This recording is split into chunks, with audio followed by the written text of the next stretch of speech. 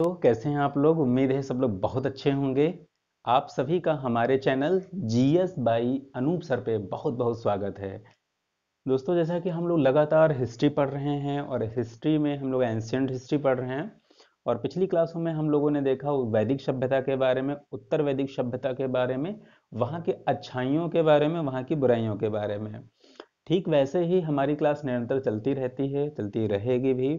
बस थोड़ा सा ये है कि सैटरडे संडे हो सकता है कि आपको वीडियो प्रॉपर रूप से ना मिल पाए, सैटरडे संडे ऑफ रहता है। बाकी आपको वीडियो मिलते रहेंगे। और आप लोग ज़्यादा से ज़्यादा अपना प्यार देते रहें, चैनल को लाइक शेयर सब्सक्राइब करते रहें। ठीक है, अब हम लोग क्या करते हैं, जैसे हमारी उत्तर वैदिक सभ्यता समाप्त होती है, ख़त्म होती है, हम लोग फिनिश कर लेते हैं।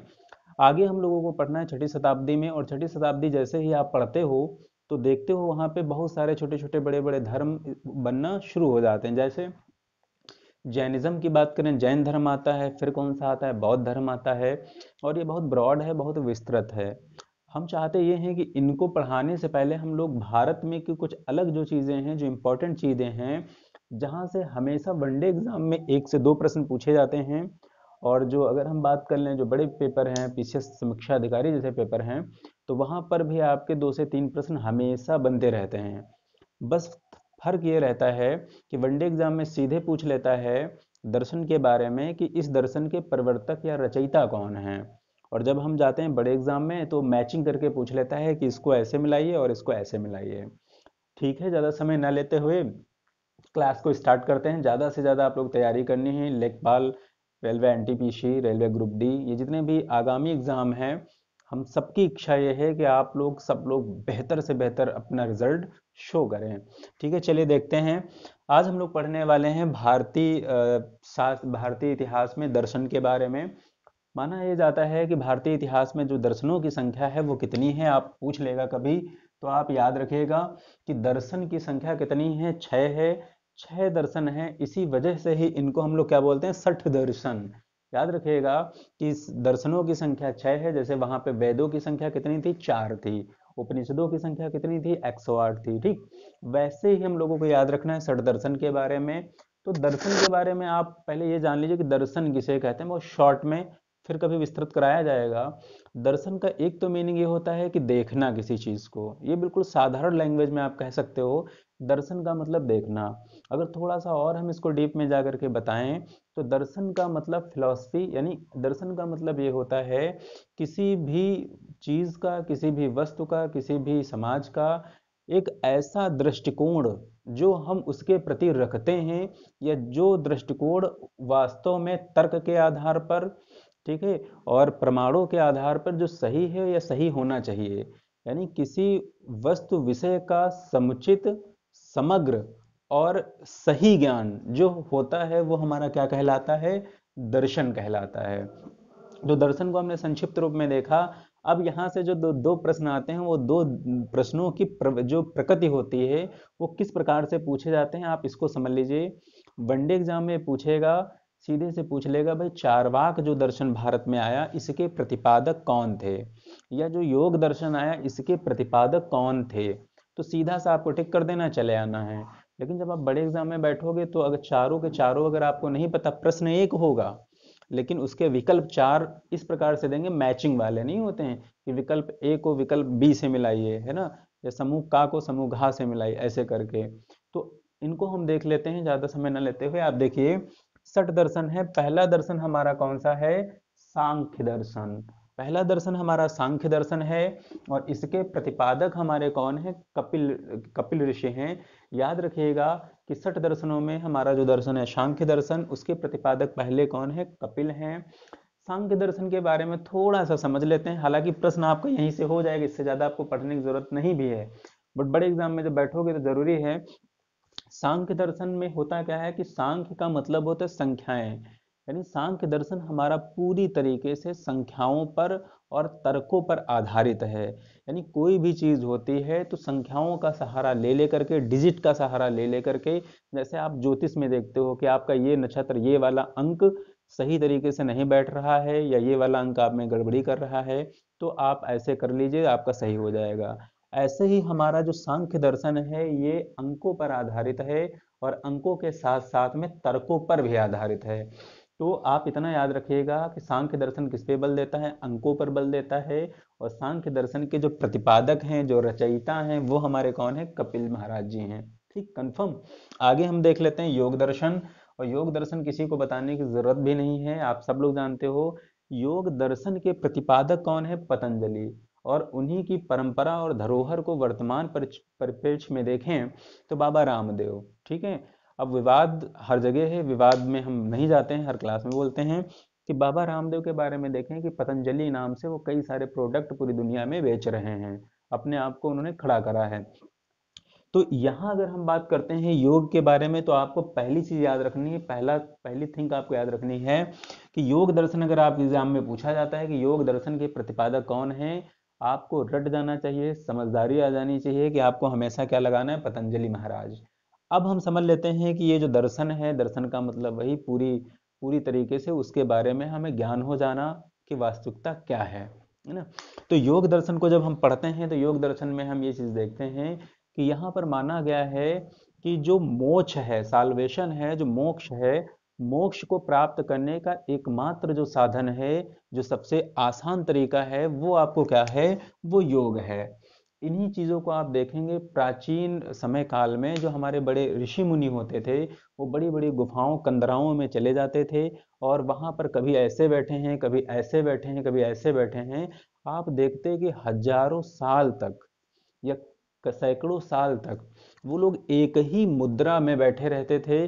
और इस परपेच से कि हमको आत्मज्ञान की क्या होगी, अनुभूत होगी, ईश्वरीय तत्व प्राप्त होगा और मोक्ष की जो कामना लेकर के हम बैठे हैं वो मोक्ष हमको प्राप्त होगा।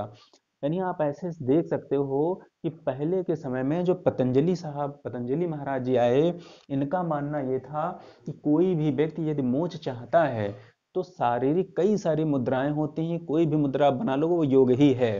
वो जानते नहीं, ऐसे कर लें तब भी योग है, ऐसे कर लें बाबा रामदेव तब भी योग है ना, कपालभाति ऐसे ऐसे करें तब भी योग है। लेकिन इनका मानना था, या ऐसे समझ लो कि सीरियलों में आप देखते हैं जो ऋषि मुनि बैठे रहते थे लंबे समय तक, तो इसी वजह से क्योंकि उनको मोक्ष प्राप्त करना है। और मोक्ष कैसे प्राप्त हो सकता है कि शारीरिक कई सारी मुद्राओं को करते हुए हम उस ईश्वरीय तत्व को प्राप्त कर लेंगे। ये भी कंफर्म हुआ योग दर्शन पतंजलि। ठीक, आगे हम बात करेंगे न्याय दर्शन। और न्याय दर्शन के प्रतिपादक हमारे कौन है, गौतम ऋषि महाराज। कौन है, गौतम ऋषि महाराज जी हैं न्याय दर्शन के। न्याय दर्शन का मतलब ये होता है कि समाज में और उस समय के ग्रंथों में कुछ ऐसे विवाद, कुछ ऐसी चीजें जो वास्तव में वो सही नहीं हैं, तो इन ऋषि का मानना ये था कि हम अपने तर्कों के आधार पर, जैसे तर्क शास्त्र होता है मतलब रीजनिंग, रीजनिंग आप कितना अच्छा तर्क लगा लेते हो, उसी आधार पे आपको क्या मिल जाते हैं, मार्क्स मिलते हैं, नंबर मिलते हैं। आपका तर्क अगर सटीक नहीं बैठा, तर्क का मतलब तर्क तो लगा लोगे लेकिन अगर तर्क में भी आपका तर्क अच्छा नहीं है तो आपको नंबर मिलने वाले नहीं हैं। ठीक वैसे ही यहाँ पे न्याय दर्शन का भी मतलब ये है कि हम जो न्याय करेंगे, हमारे पास अगर प्रत्यक्ष प्रमाण नहीं है तो हम ऐसे तर्क लगाएंगे, इतने सटीक तर्क लगाएंगे कि वो हमारी सटीकता पूरी तरीके से सही बैठे, और उस आधार पे हम लोग क्या करेंगे, न्याय देंगे। ठीक है, तो न्याय दर्शन की जब हम बात कर रहे हैं तो इनके प्रतिपादक कौन है, गौतम ऋषि महाराज जी हैं। ठीक है, कंफर्म। जैसे ज्योतिष की अगर हम बात कर लें और कुछ चीजों की बात कर लें, पीसीएस में पूछा भी गया था कि ज्योतिष को विज्ञान माना गया है कि नहीं माना गया है, 2016 के 2017 या 18 के एग्जाम में, तो आप देख लोगे। तो ज्योतिष में भी यही होता है, अंकों के आधार पर और तर्कों के आधार पर हम चीजों के बारे में ज्ञात करते हैं। चलिए आगे देखते हैं हम लोग मीमांसा के बारे में। और मीमांसा के प्रतिपादक कौन है, जैमिनी जी। दो चीजें यहाँ पर आपको बहुत ज्यादा ध्यान से देखना है, बहुत अच्छे से बारीकी से समझना है कि अगर मीमांसा पूछे तो उसका आंसर आपका जैमिनी होगा। यदि वो पूर्व मीमांसा पूछता है तब भी जैमिनी होगा, लेकिन यदि पूछता है उत्तर मीमांसा के प्रतिपादक कौन है, तब जैमिनी जी ना होकर के आपके बादरायण जी होंगे। याद रखिएगा, पूर्व मीमांसा के प्रतिपादक जैमिनी, उत्तर मीमांसा के प्रतिपादक कौन है, बादरायण। मीमांसा का मतलब आप समझ लीजिए, मीमांसा का मतलब होता है विश्लेषण करना, जांच करना, पड़ताल करना, या उसको सही तरीके से समझना। होता क्या था कि यहाँ पर जो मीमांसा हमारी होती है कि बहुत सारे कर्मकांड हमारे वहाँ चल रहे थे। कहाँ से कर्मकांड दिखाई पड़ते हैं, वैदिक सभ्यता से। तो उन वैदिक सभ्यता में कर्मकांडों में कुछ बुराइयां भी थी और कुछ अच्छाइयां भी थी। तो मीमांसा जब आया तो मीमांसा के आधार पे इन लोगों ने क्या करा कि जो हमारे वैदिक कर्मकांड होते थे इनको इन लोगों ने क्या किया कि पूरी तरीके से प्रमाणित करने का प्रयास किया कि जो कर्मकांड है वही सही हैं। और किस आधार पे? अपने तर्कों के आधार पे। क्योंकि जब कर्मकांड हो रहे थे तो उनका घोर विरोध भी हुआ समाज में कि भाई ये चीज़ आपने लिख दी, ये चीज़ आपने कह दिया, लेकिन ये सही नहीं है, गलत है। ठीक, बहुत सारे धर्म आए, संप्रदाय आए, छोटे छोटे मजहब आए, बहुत चीज़ें आती हैं और उनमें अंतः जब संघर्ष होना शुरू हुआ और अब ऐसा लगा कि कर्मकांड क्या हो जाएंगे? समाप्त हो जाएंगे। कर्म कांड क्या हो जाएंगे? ये पूरी तरीके से विलुप्त होने के कगार पर हो जाएंगे। उस समय कुछ लोग ऐसे आए कि मीमांसा का सहारा लेकर के, कौन सा दर्शन? मीमांसा दर्शन को सहारा लेकर के इन लोगों ने उन कर्म कांडों को शुद्ध और प्रमाणित करने का भरसक प्रयास किया। कंफर्म होगी इतनी बात? हाँ, ये विशेष याद रखना है, पूर्व मीमांसा जैमिनी और उत्तर मीमांसा बादरायण जी। कंफर्म। चलिए आगे हम लोग देखते हैं वैशेषिक दर्शन। वैशेषिक दर्शन के हमारे जो प्रतिपादक हैं वो कणाद या उलूक हैं। ठीक है, याद रखिए, कभी कणाद दे देते कभी उलूक, आप दोनों याद रख सकते हो, कणाद या उलूक हैं। वैशेषिक दर्शन भी हमारा किस चीज पे डिपेंड है? ये भी हमारा परमाणुवाद पे और भौतिक चीजों पे डिपेंड है।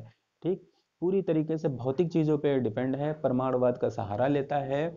और इसमें जो बढ़िया चीज निकल करके आती है, याद रखिएगा, पूछा ये जा सकता है कि जो भौतिक शास्त्र है हमारा, ठीक है, जैसे बहुत सारे ज्योतिष शास्त्र है, भौतिक शास्त्र है, रसायन शास्त्र है ना, ऐसे बहुत सारे शास्त्र हैं हमारे पास में।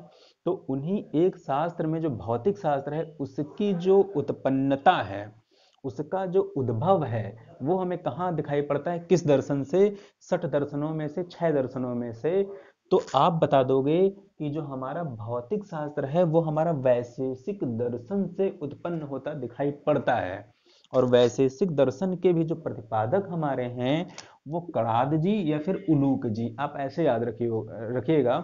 लेकिन ये बहुत जरूरी है, हम बार बार कह रहे हैं, 10 बार कह रहे हैं कि वनडे एग्जाम में तो सीधा प्रश्न आता है कि इनके सांख्य दर्शन कपिल लगा दोगे, न्याय दर्शन गौतम जी लगा दोगे, है ना। लेकिन ये अगर मैचिंग वाला लगवा देते, मिसमैच करके एक आगे पीछे, तब आपको दिक्कत होगी। और ये मिलते हैं, हमेशा आएंगे, कंफर्म आएंगे। ठीक है, चलिए आगे हम लोग देखते हैं चारवाक दर्शन और वो मस्त दर्शन। मस्त दर्शन, इसका मतलब ये है कि चारवाक दर्शन एकमात्र ऐसा दर्शन है जो पूरी तरीके से अलौकिक शक्ति का खंडन करती है।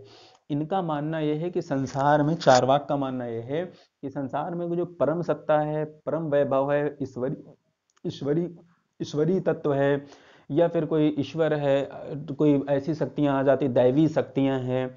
ठीक है, हम ऐसा करेंगे तो ऐसा हो जाएगा, ऐसे अच्छे कर्म नहीं करेंगे तो हमको फल मिलेगा, ठीक है, बुरा फल मिलेगा, कष्ट भोगने पड़ेंगे। इन लोगों ने, चारवाकों ने, इनको सिरे से खारिज कर दिया कि ये सब बेवकूफियत वाली बातें हैं, ऐसा कुछ नहीं होता है। जो प्रत्यक्ष है, जो बिल्कुल सामने है, आंखों के सामने हो रहा है, हम इसी को मानेंगे।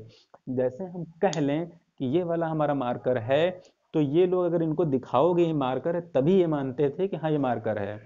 ऐसे कह देते हो हाँ कि मार्कर है, वो बनता है उससे, व्हाइट बोर्ड पे लिखा जाता है, तो ये नहीं मानते कि व्हाइट बोर्ड पे लिखा जाता होगा कोई मार्कर है, आप ऐसे समझ लीजिए। यानी इन लोगों की लाइफ बहुत मस्त तरीके से रहती थी, मस्त तरीके से इस तरीके से रहती थी क्योंकि इनको किसी भी कर्म कांडों का कोई डर नहीं था। ठीक, कर्म कांडों का डर, दंड मतलब डर नहीं था। और ये भी नहीं था कि कल क्या होगा। ठीक है, ये इस चीज पे विश्वास नहीं करते थे कि आज अगर हम नहीं कमाएंगे तो हो सकता है कल को हमें कोई दिक्कत होती है, या हमें शारीरिक कष्ट आ जाते हैं, फीवर आ जाता है, या और बड़ा कोई असाध्य रोग हो जाता है। तो अगर हम धन संचित नहीं करेंगे तो अगले दिन हम क्या खाएंगे और कैसी हमारी पारिवारिक व्यवस्थाएं चल पाएंगी, इनसे कोई मतलब नहीं। आज खाने का है, खाने में घी बढ़िया सा, अच्छा सा है, अच्छा सा बेहतरीन खाना, स्वादिष्ट है, लजीज खाना, बस बात खत्म इनकी। ये पूरी तरीके से भौतिकवादी थे और पूरा जीवन भौतिकता पे जी रहे थे, लग्जरियस लाइफ जी रहे थे कि हर एक चीज बेहतर होनी चाहिए, क्योंकि कल के बारे में इनका कोई विश्वास नहीं था। तो कभी ऐसा पूछा जाए आपसे कि 60 दर्शनों में कौन सा दर्शन ऐसा था जो पूरी तरीके से हल्का फुल्का दर्शन था, मस्त रहता था, और पूरी तरीके से 100% डिपेंड किस पे था? भौतिकतावाद पे। तो आप आंसर लगा दोगे चारवाक दर्शन।